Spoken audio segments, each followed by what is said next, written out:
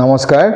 So আজি macro ইকনমিক্সৰ সমষ্টিবাদী অৰ্থবিজ্ঞানৰ এটা topic লৈছো বেংকৰ লগত। ওকে, যোৱা ক্লাছত আমি কমাৰ্শিয়েল বেংকৰ ক্ৰেডিট ক্ৰিয়েশ্যন প্ৰসেছটো আমি ফাইনেল ৰিভিজন কৰিছিলো। Okay, so today specially we discuss credit controlling method. Okay, মই ক'ব বিচাৰিছো কমাৰ্শিয়েল বেংকে যেটো ক্ৰেডিট ক্ৰিয়েট কৰে, ঋণ মুদ্ৰাৰ সৃষ্টি কৰে, সেই ঋণ মুদ্ৰাৰ সৃষ্টিটোক কোনে নিয়ন্ত্ৰণ কৰে? আমি জানো এক লাইনত सेंट्रल बैंक बा हमार भारत और आरबीआई हेतु कंट्रोल करे। क्लियर? मैं बोलना चाहता हूँ ओके, जो कमर्शियल बैंक क्रेडिट क्रिएट करता है ना, उसको कंट्रोल कौन करता है? सेंट्रल बैंक और आरबीआई। तो what is the exactly process to controlling credit? Okay, मतलब कमर्शियल बैंक का क्रेडिट क्रिएशन प्रोसेस में जो मनी का जो सप्लाई इकोनॉमी में होता है ना, मनी का फ्लो, वो ज़्यादा अगर हो जाए तो भी प्रॉब्लम, अगर कम हो जाए तो भी प्रॉब्लम। तो इसको जो मेंटेन करने वाला बात है ना, वो कौन करता है? सेंट्रल बैंक करता है, मतलब आरबीआई। क्लियर? मतलब इकोनॉमी में मनी सप्लाई अगर ज़्यादा हो जाए तो इकोनॉमी में इन्फ्लेशन हो सकता है, अगर मनी सप्लाई घट गया तो इकोनॉमी में डिफ्लेशन हो सकता है। सो इस टाइप का जो इंस्टेबिलिटी सिचुएशन इकोनॉमी में अराइज होता है ना, मतलब फ्लक्चुएशन, उसको मिनिमाइज करता है कौन? Central bank. इसलिए शायद मैंने लिख दिया इधर economic stability means how we get economic stability by using what? Monetary policy. हम लोग के पास दो पॉलिसी है इकोनॉमिक स्टेबिलिटी के लिए। एक हो गया फिस्कल पॉलिसी जो गवर्नमेंट लेता है। Under this we here find out 4 instruments: revenue policy, expenditure policy, public borrowing and finally deficit financing. Okay, but under monetary policy अगर दिखा जाए जो सेंट्रल बैंक लेता है ना, वो मॉनेटरी पॉलिसी के अंदर हम लोग का इकोनॉमिक स्टेबिलिटी को मेंटेन करने के लिए हम लोग के पास 2 इंस्ट्रूमेंट और मेथड है, तुम बोल सकते हो। क्लियर? मैं कब विचारिছো मुद्रागत नीतिर अधीनत केंद्रीय बैंके अर्थनीतिर जी स्थिरता हेतु बजाय रखार बारे 2 धৰণৰ मेथडर यूज करे। क्लियर? मुद्रागत नीतिर अधीनत तार एटा होइसे परिमाणगत पद्धति और एटा होइसे गुणगत पद्धति। Means one is quantitative method, another is qualitative method. Clear? So under monetary policy हम लोग 2 मेथड को एनालाइज करना है, how we use this 2 method to stabilize the economy. Clear? मतलब इकोनॉमी को स्टेबल करने के लिए मॉनेटरी पॉलिसी का यूज जो होता है ना, वो सेंट्रल बैंक किस हिसाब से करता है। क्लियर? तो चलो आज हम लोग ये डिस्कस करते हैं। Clear?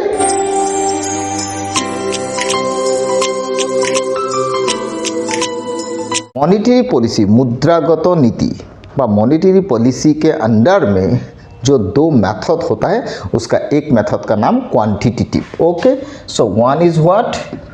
Quantitative method. Okay, what method? Quantitative method. Clear? So one is quantitative method. Number 2 में नीचे लिख देता हूँ इधर। Number 2 qualitative. So qualitative what? Method. So these are the 2 methods used by central bank to controlling credit of the commercial bank. मतलब economy का money supply को control करने का 2 मेथड। क्लियर? सो नंबर 1 जो है ना क्वांटिटेटिव मेथड, नंबर 1 का method में 3 इंस्ट्रूमेंट हम लोग यूज करता है। Okay, so under quantitative method we use 3 instrument. These are what? Bank rate, LRR and finally open market operation. Clear? So bank rate, legal reserve ratio and open market operations. Clear?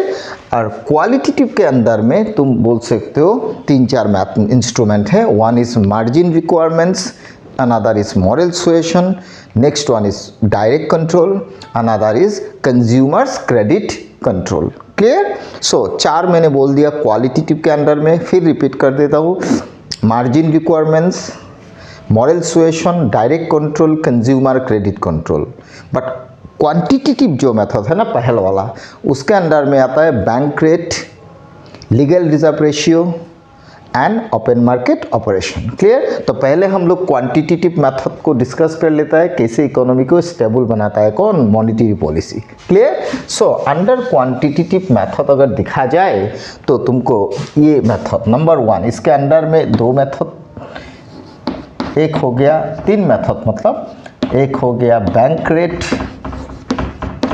एक हो गया क्या, मैं लिख देता हूँ full form, legal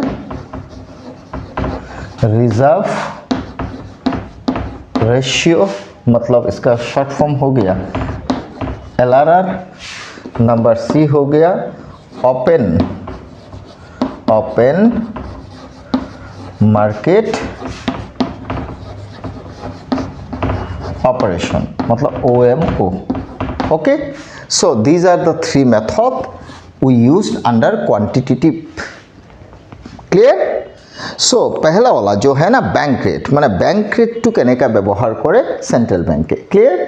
धरि लोৱা এটা सिचुएशन লৈ লোৱা, इकोनॉमित मानी सप्लाई बढ़ी গৈছে, इकोनॉमित इन्फ्लेशन हुई।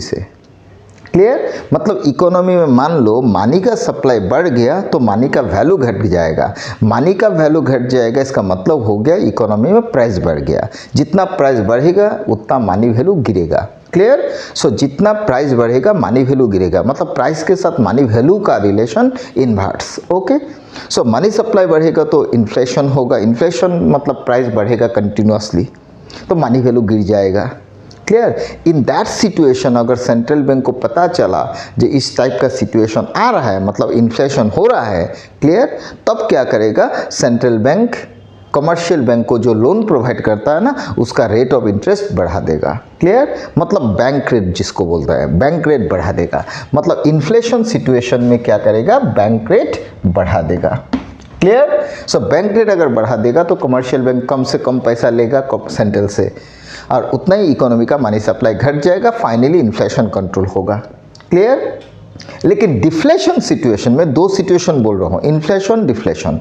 इन्फ्लेशनरी सिचुएशन में बैंक रेट बढ़ा देगा तो कमर्शियल बैंक के लिए सेंट्रल से जो रुपया ले रहा है ना, बोरोइंग कर रहा है ना, वो कॉस्टलियर हो जाएगा, तो वो ज़्यादा से ज़्यादा नहीं लेगा, कम लेगा, तो कम लेगा तो इकोनॉमी में मनी सप्लाई भी घट जाएगा, मनी सप्लाई घटेगा तो इन्फ्लेशन कंट्रोल होगा।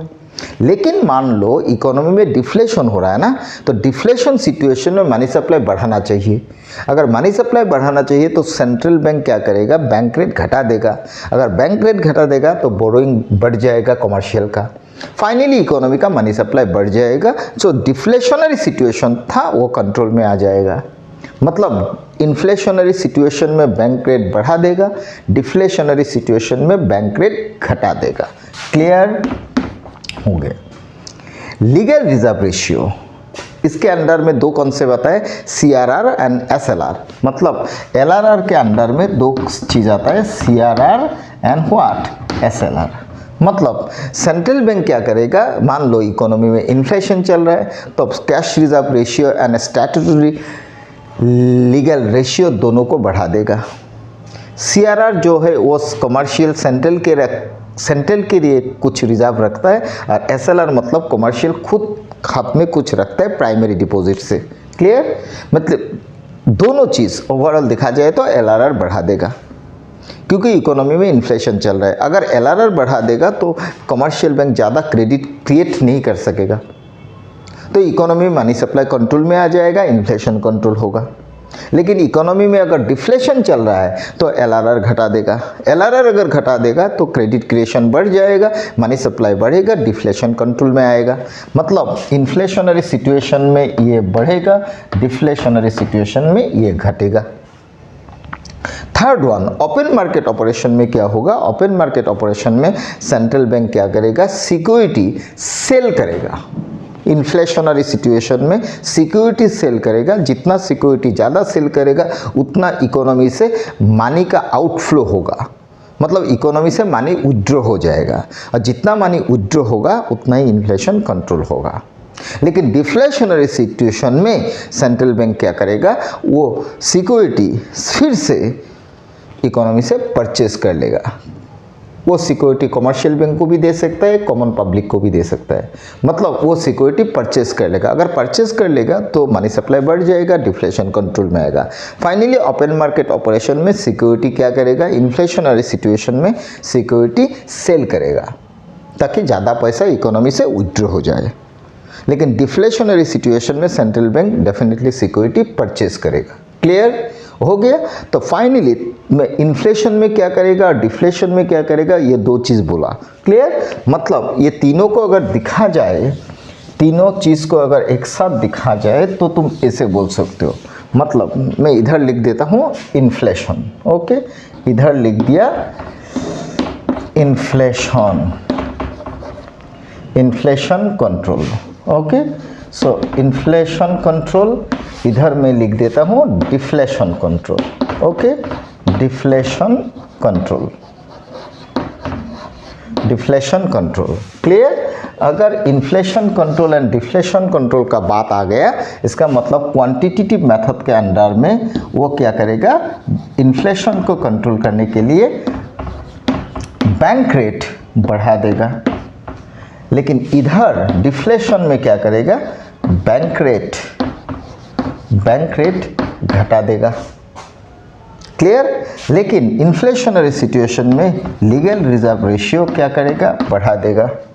लेकिन डिफ्लेशनरी सिचुएशन में लीगल रिजर्व रेशियो घटा देगा। ओपन मार्केट ऑपरेशन जो कंसेप्ट है ना, ओपन मार्केट ऑपरेशन, उसका अंडर में वो क्या करेगा, सिक्योरिटी क्या करेगा, सेल ज़्यादा करेगा। लेकिन इधर ओपन मार्केट ऑपरेशन के अंडर में वो सिक्योरिटी क्या करेगा, सिक्योरिटी ज़्यादा से ज़्यादा परचेज करेगा। कौन? सेंट्रल बैंक परचेज करेगा। मतलब इधर सेल ज़्यादा करेगा, इधर परचेज ज़्यादा करेगा। क्लियर? सेल जितना ज़्यादा करेगा इकोनॉमी से मनी विड्रॉ इतना होगा, और जितना परचेज करेगा उतना इकोनॉमी में मनी सप्लाई बढ़ेगा। क्लियर? तो finally inflation control and deflation control करने के लिए मैं कब বিচাৰিছো মুদ্ৰাস্ফীতিটোক নিয়ন্ত্ৰণ কৰিবৰ কাৰণে ডেফিনেটলি বেংক ৰেট বঢ়াব, লিগেল ৰিজাৰ্ভ ৰেচিঅ' বঢ়াব, আৰু ওপেন মাৰ্কেট অপাৰেশ্যনৰ আন্ধাৰত ঋণ পত্ৰ বা সিকিউৰিটি কি কৰিব, সেল কৰিব। ক্লিয়াৰ? ঠিক তেনেকা ডিফ্লেশনারি সিচুৱেশ্যনত বেংক ৰেট কমাই দিব, লিগেল ৰিজাৰ্ভ ৰেচিঅ' কমাই দিব, আৰু সিকিউৰিটি পাৰচেজটো বঢ়াই দিব। কোনে? সেন্ট্ৰেল বেংকে। ক্লিয়াৰ? সো এনেধৰণে কোৱান্টিটেটিভ মেথডৰ আন্ডাৰত সেন্ট্ৰেল বেংকে इकोनॉमी स्टेबिलिटी तो अनार कारण जत्न करिब। Clear? So finally under quantitative method के अंडर में हमको ये चीज़ को पता लगा, क्या इन्फ्लेशन कंट्रोल करने के लिए ये सब करेगा, डिफ्लेशन के लिए ये करेगा। मतलब बैंक रेट बढ़ाएगा, लीगल रिजर्व रेशियो बढ़ाएगा, सिक्योरिटी सेल करेगा।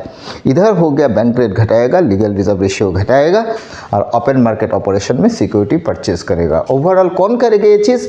Central bank. Clear? So this is the process how commercial banking process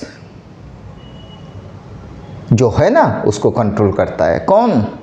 central bank. मतलब कमर्शियल बैंक का क्रेडिट क्रिएशन प्रोसेस को कंट्रोल में लाता है। कौन? Central bank.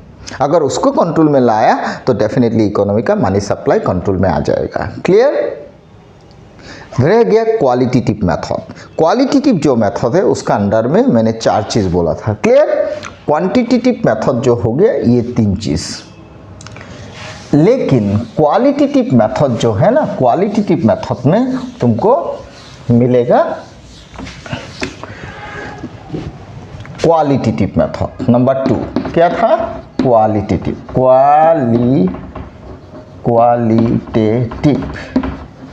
क्वालिटेटिव मेथड में तुमको मैंने 4 चीज़ बोला।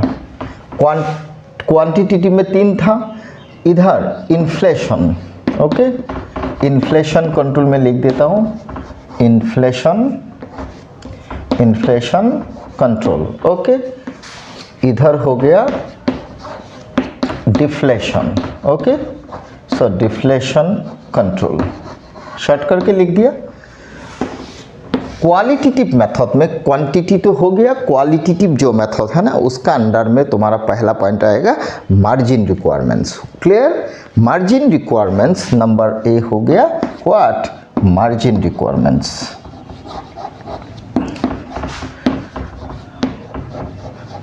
मार्जिन रिक्वायरमेंट्स, इधर भी लिख low margin requirements, margin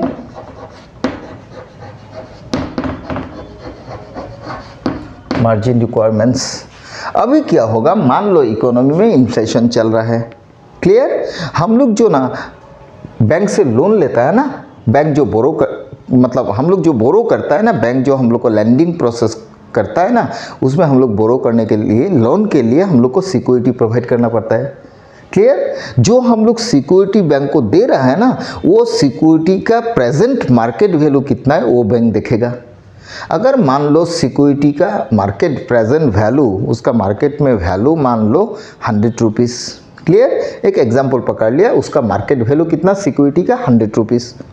bank क्या करेगा, वो 100 रुपीज़ के अगेंस्ट में वो 60% पकड़ लो, 60% खुद के हाथ में रखेगा।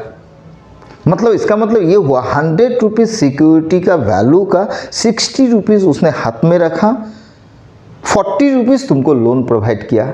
मतलब वो सिक्योरिटी का 60% खुद के हाथ में रख दिया, 40% तुमको लोन प्रोवाइड किया। मतलब 40% का मतलब 40 रुपया लोन दिया।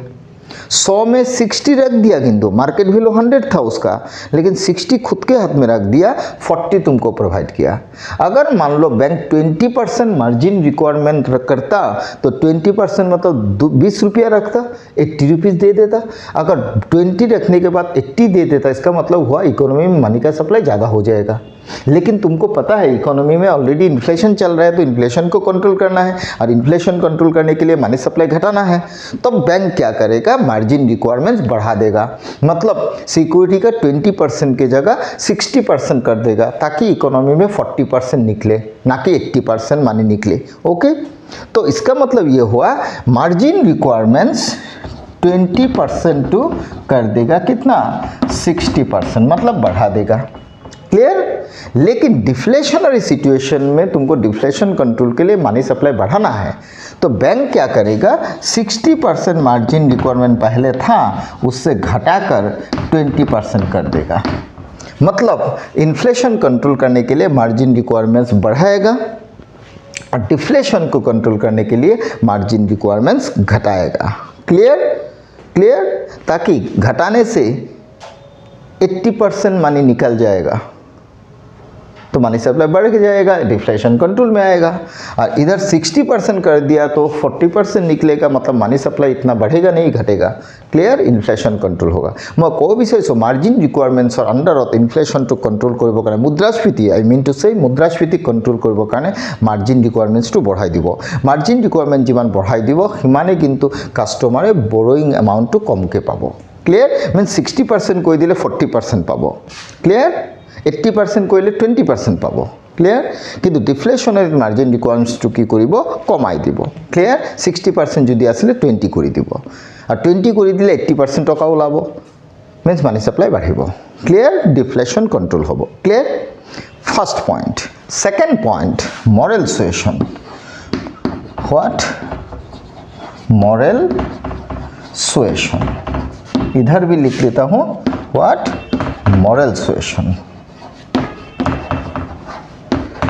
मॉरल सुएशन का मतलब हो गया सेंट्रल बैंक क्या करेगा, कमर्शियल बैंक को एक फॉर्मल नोटिफिकेशन और कुछ ग्रुप डिस्कशन कर सकता है वो लोग के साथ, मॉरली वो लोग फ्रेंडली, क्या इकोनॉमी में जो मनी सप्लाई हो रहा है, इकोनॉमी जो मनी सप्लाई बढ़ रहा है, इकोनॉमी में जो इन्फ्लेशन हो रहा है, उसके लिए रेस्पॉन्सिबल तुम लोग भी हो, मतलब कमर्शियल बैंक भी है, सेंट्रल बोल रहा है। इसलिए कमर्शियल बैंक क्या करेगा, मनी सप्लाई को घटाएगा, क्योंकि कमर्शियल बैंक ने उसके साथ, कमर्शियल बैंक ने सेंट्रल बैंक के साथ डिस्कशन किया। मतलब सेंट्रल बैंक ने डिस्कशन किया कमर्शियल के साथ, क्या डिस्कशन किया, तुम लोग भी रेस्पॉन्सिबल हो, मनी सप्लाई जो बढ़ गया, इकोनॉमी में जो इन्फ्लेशन हो गया, तो जितना हो सके एक परसुएशन मेजरमेंट ले रहा है। कौन, सेंट्रल बैंक, कमर्शियल के ऊपर। क्यों, क्योंकि सेंट्रल बैंक बोल रहा है कमर्शियल को, जब इतना क्रेडिट क्रिएट मत करो, इतना मनी सप्लाई मत बढ़ाओ, क्योंकि इकोनॉमी में इन्फ्लेशन हो रहा है, इसलिए हो सके तो मनी सप्लाई को घटाओ, क्रेडिट क्रिएशन कम से कम करो, ताकि इकोनॉमी का इन्फ्लेशन कंट्रोल में आ जाए। मतलब एक तरफ से बोल सकते हो वो लोग को मोटिवेट कर रहा है। कौन? Central bank. किसको? कमर्शियल बैंक को। किस लिए? क्रेडिट क्रिएशन को कंट्रोल करने के लिए, मनी सप्लाई को कंट्रोल करने के लिए। और ये सब करने से क्या होगा? फाइनली मनी सप्लाई थोड़ा बहुत घट जाएगा। लेकिन इधर मॉरल सुएशन में क्या होगा? सेंट्रल बैंक कमर्शियल को इस टाइप से परसुएशन करेगा, मतलब इस टाइप से वो लोग बोलेगा जे तुम लोग हो सके तो मनी सप्लाई बढ़ाओ ताकि इकोनॉमी का डिफ्लेशन कंट्रोल में आ जाए। मतलब क्रेडिट क्रिएट ज़्यादा से ज़्यादा करो ताकि मनी सप्लाई बढ़ जाए, डिफ्लेशन कंट्रोल में आए। मतलब इसका मतलब ये हुआ, इधर मॉरल सुएशन में सेंट्रल बैंक ने कमर्शियल को बोला मनी सप्लाई घटाओ, क्रेडिट को कंट्रोल करो। लेकिन इधर डिफ्लेशन सिचुएशन में बोला क्रेडिट ज़्यादा से ज़्यादा क्रिएट करो, मनी सप्लाई बढ़ाओ। क्लियर? क्लियर? लेकिन अगर ये वाला डिस्कशन वाला बात मान लो कमर्शियल ने माना नहीं, हो सकता है इधर उधर कर लिया, तब सेंट्रल बैंक क्या कर सकते हैं? उसके ऊपर डायरेक्ट एक्शन भी ले सकता है, डायरेक्ट कंट्रोल भी कर सकता है। हो सकता है वो कमर्शियल बैंक को बंद कर दे क्योंकि उसने क्रेडिट क्रिएट अभी भी ज़्यादा कर रहा है। तो उस टाइप का अगर लीगली कुछ डायरेक्ट एक्शन ले लिया कमर्शियल के ऊपर, कौन? सेंट्रल बैंक, उसको बोलता है डायरेक्ट कंट्रोल। मतलब इन्फ्लेशनरी सिचुएशन में डायरेक्ट कंट्रोल वाला चीज़ थोड़ा टाइट लेगा, लेकिन इधर डायरेक्ट कंट्रोल वाला जो चीज़ एक्शन, डायरेक्ट एक्शन ले रहा है सेंट्रल बैंक कमर्शियल के ऊपर, वो थोड़ा लूज लेगा, फ्लेक्सिबल लेगा। क्लियर? मतलब इधर हो गया स्ट्रिक्टली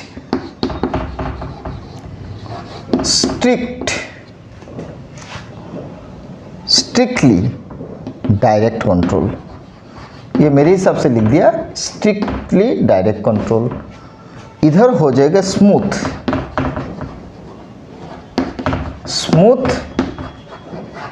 डायरेक्ट कंट्रोल बोल सकते हो। मतलब इतना कंट्रोल नहीं करेगा इधर जितना स्ट्रिक्टली कंट्रोल किया। क्लियर हो गया?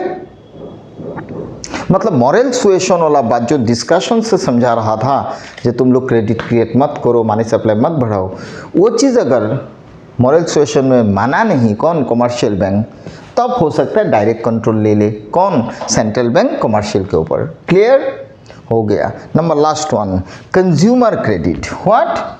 कंज्यूमर क्या credit? Consumer credit control. Consumer credit control. इधर भी लिख लो कंज्यूमर क्रेडिट कंट्रोल।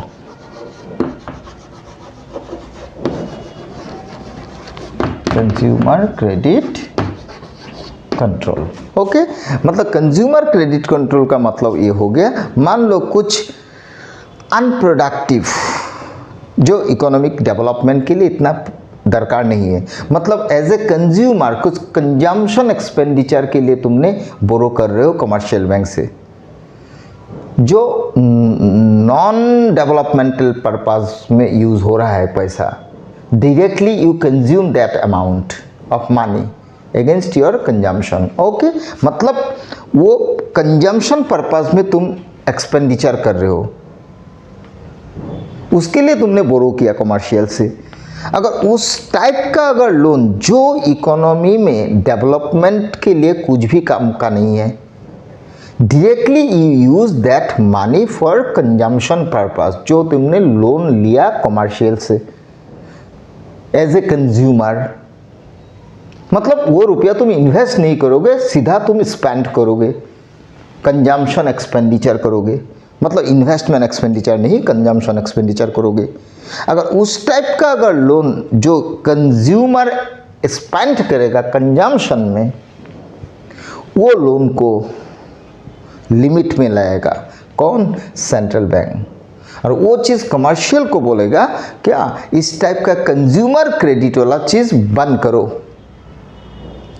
ताकि वो क्रेडिट कंजम्पशन के लिए जा रहा है और जो इकोनॉमी में फिर इन्फ्लेशन ला सकता है, क्योंकि जितना जितना कंजम्पशन एक्सपेंडिचर बढ़ेगा उतना इकोनॉमी में प्राइस भी बढ़ सकता है, इन्फ्लेशन भी हो सकता है।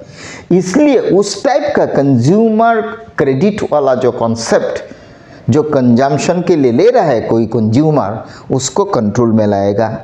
मतलब इसका मतलब ये हो गया इन्फ्लेशनरी सिचुएशन में कंज्यूमर क्रेडिट को कंट्रोल करेगा, मतलब घटाएगा। क्लियर? लेकिन अगर इकोनॉमी में डिफ्लेशन चल रहा है तो प्राइस बढ़ना चाहिए जी, क्योंकि डिफ्लेशन चल रहा है, मनी सप्लाई बढ़ना चाहिए, प्राइस भी बढ़ना चाहिए, तब ना जाके डिफ्लेशन कंट्रोल होगा। तब सेंट्रल बैंक क्या करेगा, कंज्यूमर क्रेडिट ज़्यादा से ज़्यादा बढ़ाएगा ताकि कंज्यूमर वो रुपया लेके स्पेंड करे इन कंजम्पशन पर्पस। तब क्या करेगा, ये कंज्यूमर क्रेडिट कंट्रोल को वो घटाएगा, कंट्रोल इतना नहीं करेगा, घटाएगा। और ये कंज्यूमर क्रेडिट कंट्रोल जो चीज़ है वो कंज्यूमर क्रेडिट कंट्रोल को ज़्यादा से ज़्यादा बढ़ाएगा। मैंने नीचे कर दिया था, कंज्यूमर क्रेडिट कंट्रोल ज़्यादा करेगा और उधर कंज्यूमर क्रेडिट कंट्रोल करेगा लेकिन इतना नहीं करेगा, घटाएगा। क्लियर? तो finally these are the method used by central bank to controlling credit और money supply in an economy. Clear हो गया? 4 चीज़ बोला, मॉरल सुएशन बोला, डायरेक्ट कंट्रोल बोला, कंज्यूमर क्रेडिट कंट्रोल बोला और फाइनली मार्जिन रिक्वायरमेंट्स बोला। क्लियर? मैं এইটোৱে ক'ব বিচাৰিছোঁ গুণগত ঋণ নিয়ন্ত্ৰণ ব্যৱস্থাৰ অধীনত সেন্ট্ৰেল বেংকে 4টা পদক্ষেপ ল'ব পাৰে। নাম্বাৰ 1 মাৰ্জিন ৰিকুৱাৰমেণ্ট, নাম্বাৰ 2 কি নৈতিক আবেদন বুলি কয়, নাম্বাৰ 3 प्रत्यक्ष व्यवस्था डायरेक्ट कंट्रोल, ओके, और এটা হৈছে উপভোগ্য ঋণ নিয়ন্ত্ৰণ consumer credit control. Clear? So এই 4 ধৰণৰ ব্যৱস্থা গুণগতৰ অধীনত ল'ব পাৰে। ক্লিয়াৰ? বাট পৰিমাণগত ঋণ নিয়ন্ত্ৰণ ব্যৱস্থাৰ অধীনত আমি 3টা বস্তু পঢ়িছোঁ, কি bank rate, legal reserve ratio' আৰু खुला बजार प्रक्रिया जी कय open market operation. Clear? So finally quantitative मेथडर अंडर बैंक रेट बढ़ाबो, लीगल रिजर्व रेशियो बढ़ाबो, open market operation security sale करिबो during the period of inflation. Clear? But in case of deflationary situation bank rate कमाबो, LRR कमाबो और open market operation security purchase करिबो। But who? Central bank. Overall to control what? Money supply in an economy. और इस हिसाब से economy में धीरे धीरे स्टेबिलिटी मेंटेन होगा।